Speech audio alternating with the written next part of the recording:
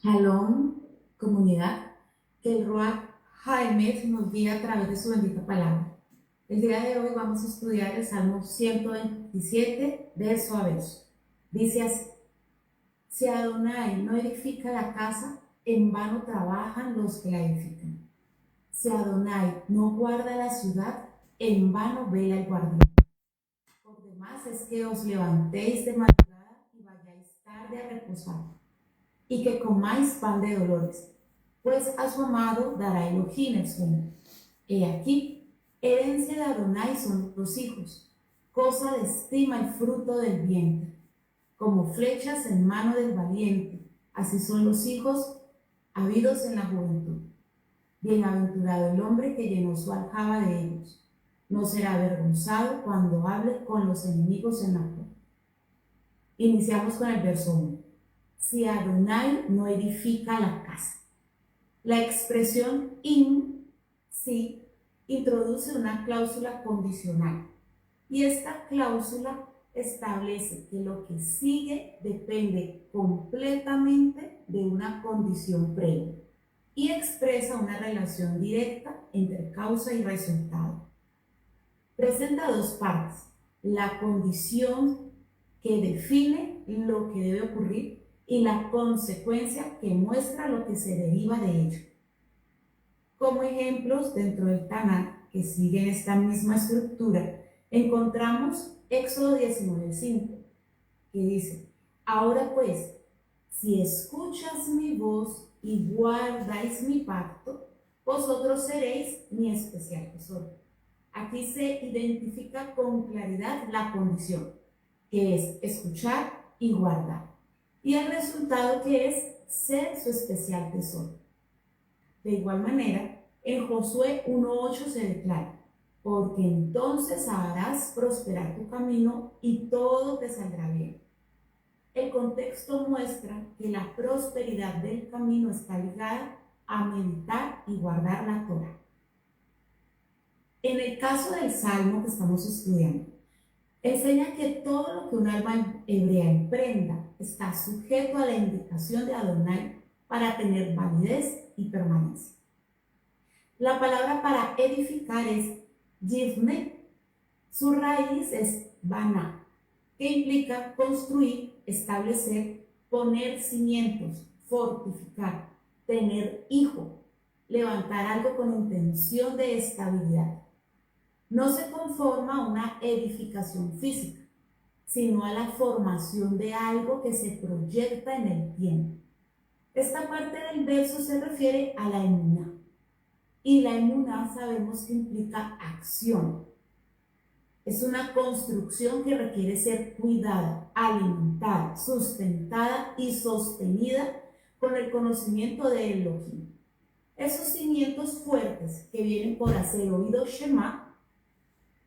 La emuná es el soporte de una persona amán, es decir, que es firme, inamovible, que es fiel. Bayit, por su parte, abarca casa, refugio, familia, cuerpo humano, aquellos que pertenecen al mismo hogar, es decir, aquello que está bajo una misma cobertura. También implica orden interno, linaje, propósito e identidad, es decir, a la formación de una vida, una continuidad y una dirección definida. Si Adonai no edifica la casa, en vano trabajan. Cuando el verso introduce la palabra vano, shak, establece la evaluación del esfuerzo humano. Esta palabra no solo indica algo en vano, sino que señala vacío, sin sustento, inútil, que no alcanza a sostenerse ni a permanecer. Describe la calidad o el valor. También se relaciona con falsedad o engaño y ruina, en el sentido de que algo aparenta consistencia, pero carece de ella. De este modo, vemos que hay que construir una identidad o un propósito de vida sin estar alineado con la voluntad de Adonai, sin tener el respaldo de su palabra, será perecedero y no producirá fruto verdadero, porque no tiene la buena raíz, que es vida eterna. Algo puede verse correcto por fuera, pero ser shak, sin valor delante de Adonai. En Jeremías 2:5 dice, anduvieron tras lo vano, tras los shaf, y se hicieron vanos. Los shaf en lo que sigues o en lo que haces afecta a tu identidad. Y en Job 7:3, meses de vanidad me fueron asignados. Esto indica experiencia infructuosa, es decir, esfuerzo que no produce resultado duradero. Lo que se une muy bien con la palabra que sigue es amelio, de la raíz amal, que describe un trabajo forzado, severo, que desgasta. El hombre puede invertir tiempo, energía y dedicación en lo que construye. Sin embargo, el texto dirige la atención hacia el origen o la motivación de ese esfuerzo. Ese accionar del hombre al estar desconectado de Adonai no alcanza propósito de vida, es decir, permanencia dentro del orden establecido en la Torá. Esto permite comprender que el resultado aparente no define necesariamente la bendición. Es decir, que a la persona le vaya bien en una empresa sin tomar en cuenta la instrucción no es significado de bendición, porque al final se dará cuenta que solo fue una distracción, una prueba de fidelidad que no superó. La segunda parte del verso continúa. Si Adonai no guarda la ciudad, Yishmor, de la raíz Shamar, que implica guardar, observar, prestar atención, preservar, salvar la vida, hacerse cargo de, mantener dentro de los límites. Adonai es presentado como el Shomer de Israel. Él es el único realmente capacitado para cumplir con todas y cada una de estas acciones, porque claramente dice la cita, si Adonai no guarda la ciudad, pues, ¿qué pasa si el Shomer no está para hacerse cargo? Mi obra perecerá, porque a los ojos de la Torá, custodiar es dar valor, peso. Sin los ojos del Shomer sobre mí, sin su marca protectora no tengo nada, no soy nadie. No existe otro que pueda cumplir con estas funciones. Es comparable con el hombre que edificó su casa sobre la arena en Mateo 7:24-27. Ahora, Ir es ciudad. Se refiere al espacio donde la vida del hombre se manifiesta hacia afuera. Incluye la comunidad, las relaciones, la toma de decisiones, la autoridad y la organización social. Mientras que la casa apunta al orden interno, la ciudad representa el entorno donde ese orden interno se expresa. Ambos hábitos permanecen conectados y lo que se establece en uno se manifiesta en el otro. En vano vela el guardián. Shakat describe al que vela, al que permanece atento, incluso con desvelo. Es una acción intensa y continua propia del hombre, ilimitada en su alcance. Aunque el guardián cumpla su función, ese esfuerzo no garantiza un resultado óptimo, porque ese resultado viene del que verdaderamente guarda, del que es Shomer. Y confianza mal puesta es caída segura. Es mejor confiar en Elohim que confiar en el hombre. Mejor es confiar en Elohim que confiar en príncipes, conforme a Salmo 118, 8 al 10. Estamos estudiando el Salmo 127, hermana Clara. Así, este verso enseña que puedes esforzarte al máximo, vigilar tu obra toda la noche, pero si Adonai no está en el fundamento de la obra, todo es vacío. Que el hombre sea esforzado no es malo. Es más, esa es su obligación. Esfuérzate y sé valiente. Lo indica Josué 1:9. Pero el esfuerzo y la valentía no se refieren a una cuestión de motivación, de lucha personal, sino a una indicación que antecede desde el verso 7 de este mismo capítulo, donde se le dice por primera vez, esfuérzate y sé valiente. ¿Pero en qué o para qué? Para que guardes y hagas conforme a toda mi Torah, que Moisés mi siervo te mandó, que no te apartes de ella ni a diestra ni a siniestra, para que seas prosperado en todas las cosas que emprendieres. La indicación de Adonai a través de Moshe es que Josué fuera decidido y valiente en obedecer la Torah. Entonces Adonai haría prosperar su camino y todo le saldría bien. Continuamos con el verso 2. Por demás es que os levantéis de madrugada. Mashkimei kum. Mashkimei es madrugar, levantarse muy temprano. Kum es ponerse en pie. La expresión señala el inicio anticipado de la actividad, una disposición a accionar desde las primeras horas. El verso presenta una secuencia de acciones: levantarse temprano cuando aún es de noche, prolongar la actividad y sostenerse en medio del esfuerzo. Todo esto es evaluado nuevamente bajo el término shat, aquello que no tiene peso, valor o una utilidad o permanencia, al no estar alineado con la Torah ni responder a la dirección de Adonai. Y vayáis tarde a reposar. Meaharei indica retrasar o ir después. Shevet es sentarse, reposar. En el pensamiento hebreo, reposar, más que limitarse a una postura física, implica entrar en estabilidad, en un estado de reposo y seguridad que se afirma desde el ser interno. Postergar ese momento revela una dinámica donde el descanso no se establece, sino que la persona mantiene en un estado constante de alerta y de ansiedad. Adquirir la posición en que el cuerpo descansa tiene que ver con entrar en un estado de reposo, de estabilidad y confianza, es decir, bitajón. Por eso, retrasar el reposo no es simplemente trabajar más horas o acostarse a dormir más tarde, sino vivir en una frecuencia donde el descanso no llegue, porque no tiene seguridad emocional. Esto expone la falta de bitajón. El hombre extiende su actividad intentando asegurar lo que percibe como inestable, sin darse cuenta que el afán es el fruto amargo de la autosuficiencia, al desplazar al creador de aquello que corresponde dejar en sus manos. Como está escrito en Jeremías 17:7. Bendito el varón que confía en Adonai y cuya confianza es Adonai.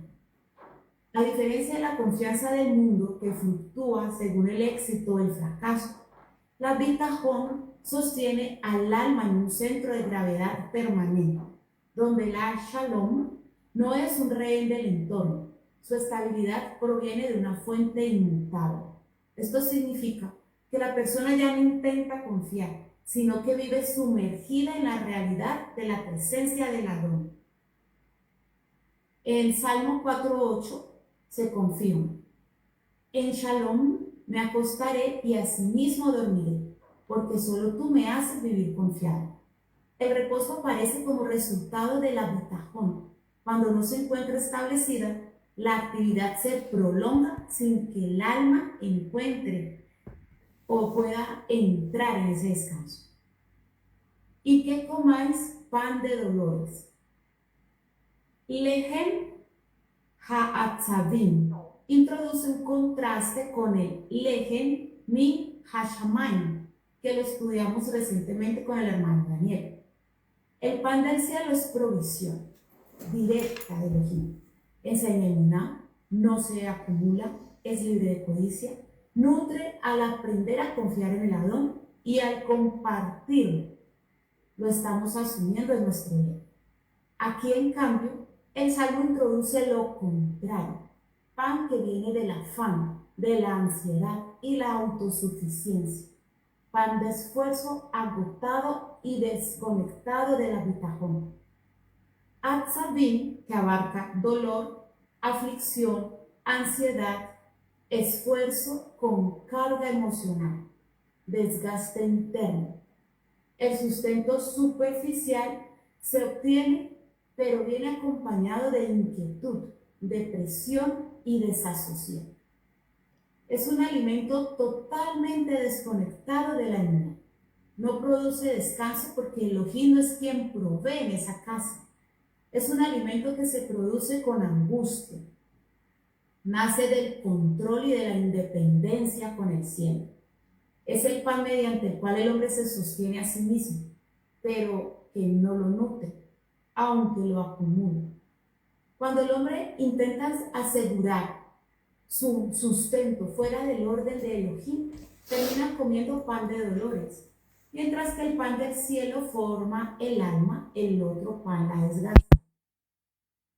Esto conecta directamente con Proverbios 10:22, porque la bendición de Adonai es la que enriquece y no añade tristeza con ella. Cuando el sustento está acompañado de Atzavim, revela que no proviene del cielo. El verso no dice que en la vida del justo no haya momentos difíciles. Lo que dice es que la bendición no trae consigo tristeza como componente inherente. Esto implica que puede haber procesos duros, haber disciplina, pruebas, pero no son el fruto de la bendición, sino el contexto donde ella opera. Hay dolor que viene del proceso redentivo y puede coexistir con la simja, pero el dolor que viene del afán humano es por la desconexión con el Elohim, y eso desplaza la simja. Cuando el hombre come, trabaja, produce, pero lo hace desde una carga interna con superioridad y afán por sobresalir o aparentar, manifiesta la falta de reposo conforme al salmo que estamos estudiando, lo cual revela que sin la instrucción no se establece ese estado de plenitud que tiene el potencial para afirmar la vida. Continúa el verso. Pues a su amado dará Elohim el sueño. Aquí el Salmo introduce una acción directa de Adonai, Shená. Es el descanso como dádiva. No aparece como consecuencia del descanso físico, sino como algo que Él concede. La idea de dar sueño implica que el hombre entra en un estado donde cesa su control. Mientras está despierto, organiza, proyecta, resuelve, pero al dormir su vida queda completamente fuera de su manera. El Salmo 4:8 vuelve a dar testimonio. En Shalom me acostaré y asimismo dormiré, porque solo tú me haces vivir confiado. Podemos ver que aquí el descanso está ligado a la Shalom. Es tener la seguridad de poder reposar y soltar. Hacerlo sin la carga de tener que sostener la casa y la ciudad por sí mismo. Así, Shená se convierte en una señal o una evidencia de dependencia. Si hay dependencia, si le entregas el control, podrás dormir seguro.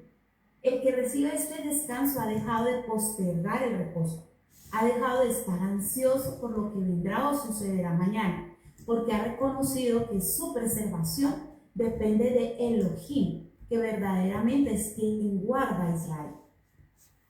Un alma hebrea no actúa de forma aislada, sino que se mueve dentro de un orden establecido, donde cada acción responde a una instrucción.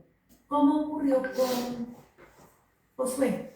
Funciona como parte de un engranaje, como un pistón dentro de un sistema. No se mueve por sí mismo ni define su propio ritmo, sino que responde a una dirección que lo coordina y le da propósito. Mientras permanece dentro de ese orden, su movimiento tiene sentido y continuidad. Al salir se pierde sincronía, se desajusta y deja de cumplir su función dentro del conjunto. En esa condición pierde dirección y deja de participar de la provisión que realmente le sostiene hasta para tener Shená, descanso, buen dormir. Así, quien ha puesto su vida bajo el cuidado del Shomer de Israel es el que puede descansar. El que es su propio guardián cerrará los ojos, pero no tendrá descanso. Como dice Eclesiastés 5:12, dulce es el sueño del trabajador. ¿Y quién es el amado de Adonai? El Tanaj muestra que no se trata de una designación general, todos son sus amados. Se trata de una condición que se manifiesta en la relación con él. El amado es aquel que responde a su instrucción. En Deuteronomio 7:9 se establece que Adonai guarda el pacto y la misericordia con los que le aman y guardan sus mandamientos, estableciendo la condición del amor desde la obediencia. De igual manera, en Deuteronomio 11:1 se reafirma que amar a Adonai implica guardar sus ordenanzas, mostrando que el amado es aquel que vive conforme a lo que ha sido establecido en la Torá. Esta relación también se expresa en términos de confianza y dependencia. En Salmos 147:11 se dice que Adonai se agrada de los que le temen y de los que esperan en su misericordia, señalando que el amado confía y espera. Ya no actúa de manera autosuficiente, sino que reconoce la autoridad de Adonai y se sostiene en él y no en su propia opinión.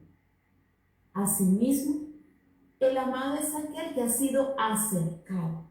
En Salmos 65:4 se declara que bienaventurado el que él escoge y hace acercarse, indicando que esta relación implica cercanía y comunión. Dista mucho de ser una relación a la distancia. Es una vida que se desarrolla en proximidad, en relación, en cercanía con Adonai. En Yohanan 14:21 se establece que el que tiene los mandamientos y los guarda, ese es el que ama. Y en Yohanan 15:10 se muestra que permanecer en ese amor está ligado a guardar la instrucción. Así podemos entender que el amado de Adonai es aquel que sostiene su casa y su ciudad desde esa relación continua. Ahora vamos al verso 3. He aquí, herencia de Adonai son los hijos, cosa de estima y fruto del bien. Giné, he aquí, mira ahora, observa, presta atención. Se usa para introducir algo importante, digno de ser reconocido y entendido correctamente. Es una convocatoria a percibir con discernimiento aquello que se va a revelar. Nahalá, herencia asignada, porción entregada. Designa aquello que se origina de una adjudicación que viene desde una autoridad superior. La herencia se recibe, se administra y se preserva conforme al propósito de quien la otorga. Así, los hijos son reconocidos como una porción confiada por Adonai. Banim, hijos, su raíz, baná, edificar, construir, establecer. Revela que el hijo, más que descendencia, es el resultado de un proceso de edificación que implica planeación, estructura, intención y proyección. El hijo representa una construcción viva que continúa desarrollándose y extendiéndose en el tiempo. Sahar se refiere fundamentalmente a una transacción, el pago por un servicio, el salario de un obrero o la recompensa por una acción. Es un concepto horizontal de justicia. A tal esfuerzo, tal retribución. Es recompensa o retribución con un valor establecido. Expresa algo que posee peso y significado dentro del orden de Elohim, manifestando que toda labor en su camino tiene un resultado concreto y una valoración justa. Es el reconocimiento de que ninguna acción queda en el vacío, sino que genera un fruto proporcional a la fidelidad empleada. Peri Jabetel es fruto del vientre. Peri es fruto visible, resultado tangible de un proceso interno. Betel es el vientre, el espacio donde la vida es formada, sostenida y desarrollada. El fruto no es solo algo que sale, es la culminación de un proceso de maduración silenciosa que ha sido protegida y alimentada en lo oculto, revelando al exterior lo que fielmente fue custodiado en el vientre. Los hijos representan extensión y trascendencia. Son la proyección viva de un diseño eterno que los precede. En ellos se deposita la cera, semilla, de la instrucción recibida. Llevan en sí mismos dirección, propósito y potencial de desarrollo. Son portadores de la continuidad de la Emet que ha sido sembrada. En su formación se manifiesta la responsabilidad de alinear, dirigir y afirmar conforme a la voluntad de Elohim, reconociendo que cada uno posee una inclinación que debe ser encauzada dentro del orden correcto. Así, el Hijo se convierte en el testimonio de que la obra de Adonai no termina en una generación, sino que se expande, portando en su esencia el peso, la dirección y la luz de la verdad que fue fielmente custodiada en el seno del hogar. Cada hijo se convierte en portador de aquello que ha sido iniciado, participando en la extensión del reino de los cielos. Al considerar a los hijos más allá del sentido biológico, se comprende que Banim también abarca todo aquello que procede de una vida bien edificada. Todo lo que nace, se forma y se proyecta desde una estructura sostenida por Adonai participa de este principio. Es fruto en la medida en que ha sido gestado, desarrollado y afirmado dentro de ese orden. En esa condición, la existencia misma se convierte en fruto. Una vida afirmada en Emet, sostenida con bitajón y guardada por el Shomer, se desarrolla en Shalom y Simha, extendiendo su influencia hasta el propósito del Boreolam, dejando una huella que continúa más allá de nuestro propio tiempo. Verso 4. Como saetas en mano del valiente, así son los hijos habidos en la juventud. Kehitzim, como flechas, saetas, son instrumentos diseñados con precisión, formados con una intención y destinados a ser proyectados hacia un blanco específico. La flecha cumple su propósito en su lanzamiento, implica dirección, impulso y alcance. En este mismo sentido, el profeta en Isaías 49:2 presenta la imagen de la espada y la flecha, donde expresa la eficacia y protección del cielo en la misión de proclamar justicia y restauración con poder y precisión. Beyat, en mano, indica control, conducción y responsabilidad. La mano representa dominio, capacidad de dirigir y ejecutar con intención. Gibor es uno de los nombres de Adonai, valiente, guerrero, el fuerte. Y no se refiere únicamente a la fuerza física, sino a alguien formado, entrenado y capacitado para actuar con carácter y determinación. Es quien sabe cuándo sostener y cuándo soltar. Tiene el entendimiento para saber el momento y la dirección exacta. Ken, así, de esta manera, establece correspondencia directa entre la imagen presentada y la realidad que se está enseñando. Benei Haneurim, hijos de la juventud. Neurim proviene de una etapa temprana, vigorosa, donde hay energía. Señala un tiempo de formación y definición. Es una etapa de desarrollo donde se establecen bases que marcarán la proyección futura. Por eso, la Torá enfatiza la formación como está escrito en Deuteronomio 6:7. Y estas palabras que yo te mando hoy estarán sobre tu corazón y las repetirás a tus hijos y hablarás de ellas estando en tu casa y andando por el camino y al acostarte cuando te levantes. Donde se entiende como una obligación educar e instruir a los hijos continuamente en la Torá, desde etapas tempranas y mantener la conciencia de su presencia en todo momento. Además, mostrando que la formación se desarrolla dentro de una dinámica de transmisión, de padre a hijo, de instructor a hermanos, de sacerdote al pueblo. El verso también presenta una imagen de precisión. Los higos son comparados con flechas en la mano del gibor.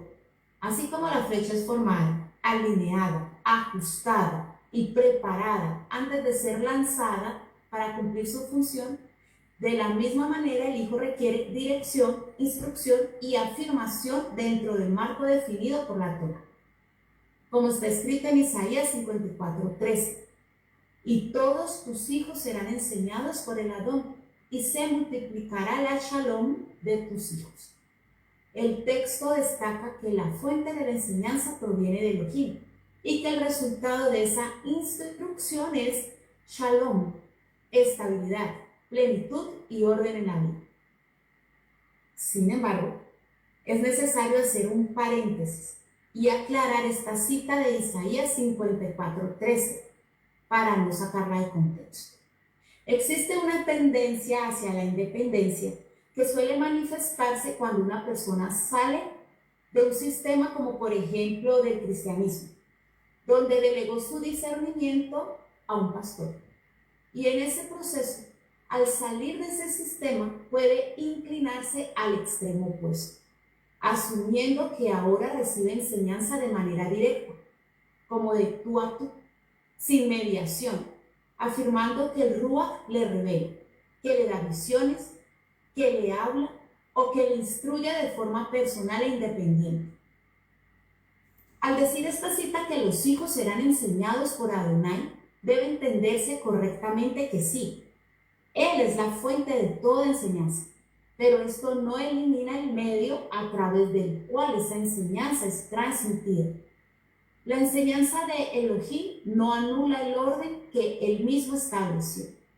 La Escritura muestra un patrón constante, donde la instrucción fluye dentro de una estructura ya formada, como está escrito en Apocalipsis 1:1.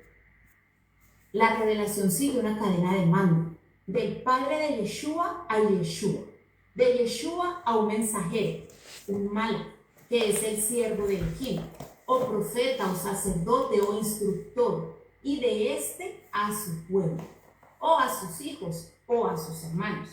Un orden establecido claro que evidencia que la cadena de transmisión ocurre mediante intermediarios designados.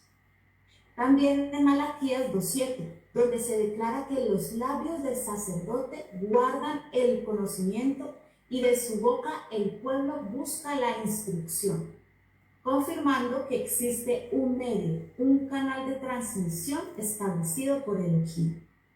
De igual manera, en Éxodo 18:20 se muestra la responsabilidad de enseñar al pueblo en el camino en que debe andar, evidenciando una estructura marcada de enseñanza, subrayando que la justicia no es solo un asunto legal, sino una práctica cotidiana orientada por la voluntad de Elohim.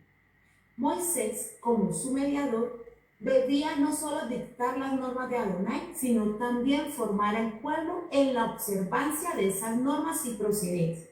Y ese mismo principio se sigue aplicando hoy. Por ello, la postura de no sacar fuerza de la multitud, sino de buscar una conexión directa con él, no funciona así. Él tomó a la oveja perdida, la puso en el redil con las demás ovejas por una razón, por lo que representa la valla, la protección que hay dentro de su cuerpo, dentro de su comunidad. De ahí el orden de hacer las cosas. Entonces, se suele saltar la valla por un deseo interior que quizás es inconsciente y no se razona, buscando independizarse, actuar pasando por encima del redil, de la comunidad, a pesar de que hay instrucciones contrarias a ese pensar, a ese comportamiento individualista. Por ello, la idea de una conexión aislada, separada de la comunidad y de ese orden, no corresponde al modelo presentado en la Escritura. El alma hebrea es llamado a ser parte de un cuerpo, a permanecer dentro de un marco de formación y de cobertura. La idea de caminar solo, desconectado de la comunidad, es totalmente ajena al alineamiento de la Torá. Cuando el hombre actúa sin tener formación y fundamento y sin consultar, no tiene un buen sustento para saber diferenciar entre el bien y el mal, aunque crea que sí. No verá la lucha entre el bien y el mal a nivel espiritual. Y al elegir la tendencia de actuar y tomar decisiones por sí solo, verá luego los efectos y se dará cuenta de que para nada son positivos. Que si hubiera preguntado a tiempo, quizás las cosas serían de forma diferente. La Escritura orienta a buscar consejo y entendimiento, como está escrito en Proverbios 11:14. Abundancia de consejeros trae salvación. La enseñanza de Elohim se recibe dentro de ese orden. Puede llegar por medio de una persona, de una instrucción hablada, de un audio, de un proceso de aprendizaje, del instructor, y en todos los casos la fuente sigue siendo Adonai, sin que ello implique que se elimine al medio o al canal por el cual Elohim transmite. Además, se afirma que este orden no es temporal ni reemplazado. En la misma escritura se declara que la instrucción permanece dentro del pueblo, como está escrito en Isaías 30, 20, 21, donde se anuncia que los maestros no serán quitados y que el oído será atento a la palabra que guía el camino a través de ellos. De este modo, la emuná se establece dentro del cuerpo en comunidad, bajo instrucción. Separarse de este orden no fortalece la vida espiritual, sino que la expone a desviaciones, formando una percepción que se aparta de la meta, trayendo entonces muerte porque la separa del cuerpo. Habiendo aclarado el contexto de la cita de Isaías, continuamos con el verso 4 del Salmo 127. Como saetas en manos del valiente, así son los hijos habidos en la juventud.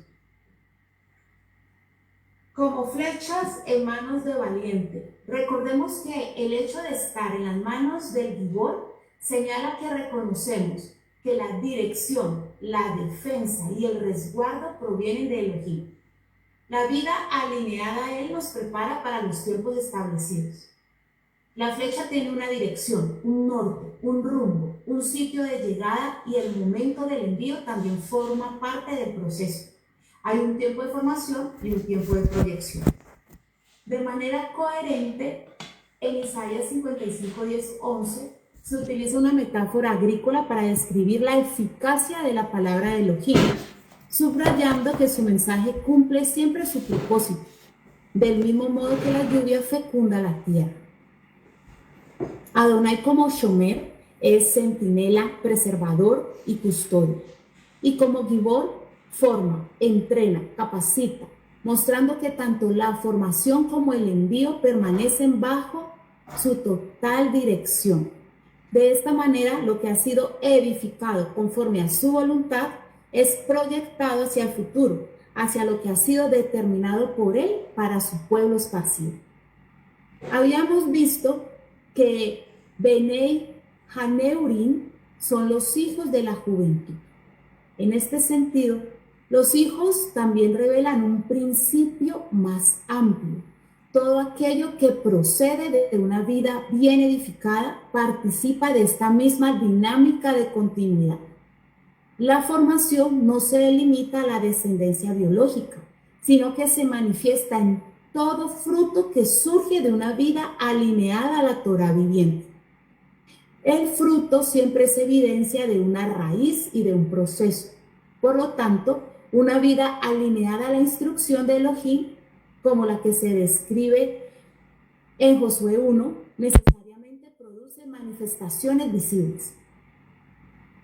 Así, ese fruto se expresa en la formación de otros, del prójimo hermano que aprende y continúa el camino, en obras establecidas, en decisiones, en acciones que permanecen y generan impacto más allá del momento. En una identidad hebrea afirmada, donde el carácter mismo refleja emet, justicia y fidelidad al Adón, en la influencia dentro de la ciudad, es decir, en la manera en que esa vida puede traer o generar orden a su entorno. Tal como se declara en Daniel 12:3, dice: Y los entendidos resplandecerán como el resplandor del firmamento, y los que enseñan la justicia a la multitud como las estrellas por siempre jamás. Este verso describe la permanencia y la recompensa eterna de quienes difunden la sabiduría y la justicia del cielo. Todo esto participa del mismo principio que representan los hijos: continuidad, proyección, extensión. Así, el hombre que edifica conforme a la instrucción, que oye, guarda, actúa, no solo puede tener fruto biológico, sino que su vida entera se convierte en una fuente de fruto. Lo que habla, lo que hace, lo que establece, incluso lo que forma en otros, comienza a multiplicarse. En ese sentido, los hijos, como las flechas, no se limitan a personas, sino que pueden entenderse como todo aquello que es enviado desde una existencia consagrada: palabras, enseñanzas, acciones, decisiones, estableciendo trayectorias que edifican, corrigen y dan continuidad al orden enmarcado por el alma. Verso 5. Bienaventurado el hombre que llenó su aljaba de ellos, no será avergonzado cuando hable con los enemigos en la puerta. Ashrei, bienaventurado, dichoso, describe una condición estable de plenitud. Es el estado de quien camina en consonancia con la instrucción y vive dentro de ese orden. Hageber es el hombre fortalecido, formado y que ha sido afirmado en su caminar, que llenó su aljaba. Ashpat es el recipiente donde se guardan las flechas, es un objeto físico de uso militar. Representa capacidad, provisión y contenido listo para ser usado. Habla de cuidado y preparación para el momento justo. Implica tener una verdadera emuná. La imagen de la aljaba llena se interpreta como una metáfora de los hijos. Tener muchos descendientes es motivo de alegría y fortaleza. En el contexto cultural antiguo, los hijos representaban apoyo, herencia y defensa del honor familiar ante la comunidad. Lo Yevoshu, no serán avergonzados o defraudados. Indica firmeza, estabilidad, ausencia de confusión o derrota. Es el resultado de una vida que ha sido tejida por Adonai. Cuando hable con los enemigos en la puerta, Sha'ar, puerta. Las puertas de la ciudad eran el lugar donde se reunían los líderes y jueces para deliberar asuntos públicos. El texto destaca la honra y reputación de la que gozará este hombre, porque ha manejado sus asuntos con prudencia, laboriosidad y dignidad. Las puertas es el lugar de autoridad, juicio y decisión y exposición pública. Es donde se establecen temas importantes, se disciernen, se definen sabiduría, virtud y justicia en la vida social, porque estamos hablando de la ciudad. Ahí se refleja y se da cuenta de lo que se formó en casa. El hombre que llenó su aljaba ha sido formado, alineado, preparado. Por eso, cuando se encuentra en la puerta, en el lugar donde se confronta, donde se decide y se expone, no es avergonzado. Las flechas que representan esa continuidad, hijos y todo fruto de una vida fundida, se convierten en testimonio visible. Defensa en el presente por haber sembrado en justicia. En la puerta, donde se levantan voces contrarias, donde se cuestiona y se confronta, es donde la vida no queda expuesta como shav, como vacío, como inútil, sino firme en la verdad y de manera visible. Esto se confirma en Salmos 1:1-3, donde se describe al hombre que no anduvo en consejo de malos, sino que en la Torá de Adonai está su delicia. Este es comparado con un árbol plantado junto a corrientes de aguas que da fruto a su tiempo y cuya hoja no cae. La imagen muestra exactamente lo contrario a Shav, que es actuar en lo vacío, en lo vano, en lo inútil. El verso resalta que las labores humanas, edificar, proteger, criar hijos, carecen de valor si no cuentan con la bendición de Adonai. Y no hay bendición sin obediencia. Esto conecta con lo que está escrito en Proverbios 31:23, donde el hombre es conocido en las puertas, indicando reconocimiento público, basado en una vida ordenada conforme a los principios de la Torá, y sobre todo que es visible y confirmada en medio de la comunidad ante los hermanos. Esto es otro asunto que debemos tener muy en cuenta, y abro de nuevo un paréntesis. Como mencioné anteriormente, que al salir del ismo, la persona suele desarrollar y arrastrar un espíritu individualista que no corresponderá al orden establecido para el pueblo de Israel. Por eso es necesario formarse en esta disciplina. Al entrar aquí, no se entra a una creencia, sino a un conjunto vivo, donde cada uno aporta al testimonio colectivo. En este sentido, el nombre de cada uno adquiere o pierde peso, kabet, según su implicación. Si alguien no está presente, no participa, no se involucra, ni se da a conocer, permanece ajeno al cuerpo y por tanto no es reconocido en la puerta. Y la puerta no es una idea simbólica, y mucho menos una iglesia. La puerta es la comunidad de Israel. Como está escrito de Shaul, que conforme a su costumbre entraba cada Shabbat en la sinagoga. Esto muestra que hay una dinámica constante de presencia con los hermanos, donde la persona es vista, identificada, reconocida.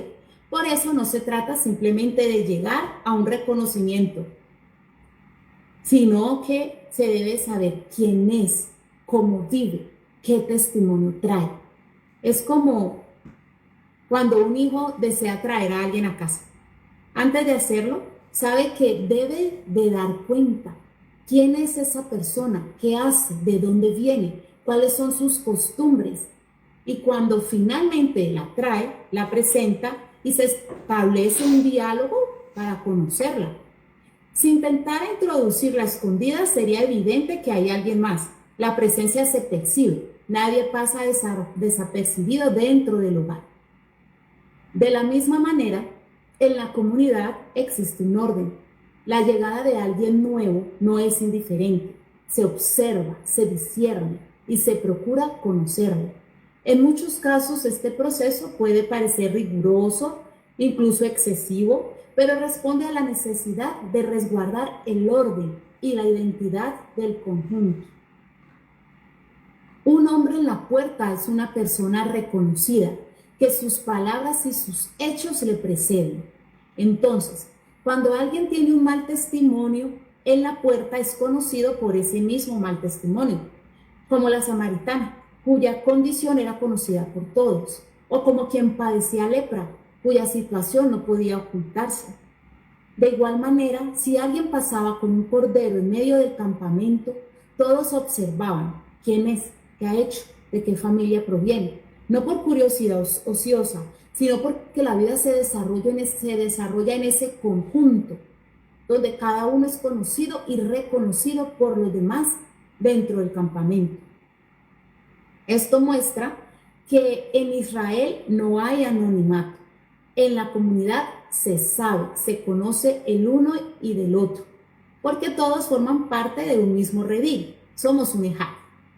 De esta manera, no se trata de yo con Elohim, en aislamiento, sino de un orden donde primero se manifiesta yo con estos, que son los suyos. Allí es donde el nombre toma peso o lo pierde. Se escapa en el individualismo. Por tanto, la falta de transparencia en el cuerpo, el ausentismo y la no participación afectan directamente al testimonio en la puerta. Un nombre que no se hace presente no puede ser reconocido. ¿Quién sabe de ellos si no se implican? Concluyendo con este paréntesis, de este Salmo 127, aprendemos que toda obra que emprendemos debe ser edificable desde la instrucción de Adonai. Una obra abarca cada aspecto de la vida. Puede ser un estudio para la comunidad, una relación de amistad, compartir con personas que no son hebreas, un noviazgo, un matrimonio, la formación profesional, emplearse, tener hijos, su crianza. Cada una de estas dimensiones requiere dirección e instrucción de Adonai. Ningún detalle es tan pequeño que escape a su interés, ni tan grande que supere su capacidad de guiarnos. Como dueño del rebaño, Elohim ofrece dirección constante. El ejemplo de Josué nos recuerda que la fidelidad a las instrucciones enviadas a través del siervo Moshe es la llave de la victoria. Al final, ignorar su voz es una elección personal, pues en su Torá él ya nos ha trazado el mapa, advirtiéndonos sobre las consecuencias de apartarnos de su senda. La Dabar misma confirma este principio en Deuteronomio 8:3, donde se enseña que el hombre vive de todo lo que sale de la boca de Elohim, revelando que la dirección del cielo es sustento continuo para cada una de nuestras decisiones. Toda obra requiere ser consultada, orientada y afirmada bajo su voluntad, como está escrito en Proverbios 16:3, donde se declara que al encomendar las obras a Adonai, los planes se establecerán, que Él dirija y consolide los resultados por medio de la persona que ha designado como canal para esta labor, para el bien de su rebaño.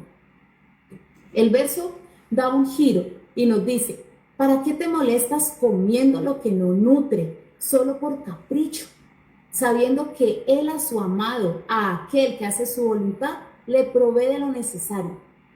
La provisión correcta sostiene y también forma. En Éxodo 16:4 se muestra el pan del cielo como instrucción diaria, enseñando dependencia. Esta provisión responde a una relación continua con Él. Cuando el hombre actúa sin buscar la instrucción, entra en una dinámica de carga interna negativa. El alma se mantiene activa, ansiosa, afanada, sin reposo. El descanso Shena aparece como la dádiva, un regalo otorgado por Elohim al amado. El hombre amado da su fruto no solo para sí, también para su familia y los que están cerca. Este fruto se manifiesta como influencia, como luz puesta en lo alto de la ciudad. Por eso no será avergonzado en la puerta, en el lugar de confrontación, de juicio y de exposición, porque es conocido dentro de la comunidad de israelitas por su buen nombre. Los enemigos representan toda voz, actitud o circunstancia que se levanta para cuestionar, debilitar o desviar a la persona, y no solo desde lo externo, sino también desde su interior, cuando su carácter se manifiesta fuera del orden del cuerpo. En ese escenario, la emuná debe evidenciarse como una realidad firme, arraigada en la relación con Adonai, que se expresa en la sujeción a su orden por medio del siervo de Elohim, que transmite la instrucción, y en la permanencia activa dentro del cuerpo, junto a los hermanos, como está escrito en Salmo 119:46. Hablaré de tus testimonios delante de reyes y no me avergonzaré, revelando una actitud que se mantiene firme en toda circunstancia. Así, finalmente, el Salmo 127 nos da la posibilidad de evaluarnos a través de él y revisar si estamos mal dirigiéndonos por nuestros propios caminos, para que volvamos a la senda del buen alimento, donde hay descanso verdadero y protección. Nos asegura que haciendo el debido proceder, daremos tan excelente fruto que beneficiará a otras generaciones y nos garantiza respaldo delante de los enemigos en la puerta. Termino planteando la siguiente pregunta: ¿estoy viviendo de tal manera que mi nombre tiene reconocimiento en medio de la comunidad? ¿O permanezco al margen, sin cumplir mi función dentro del cuerpo? Shalom.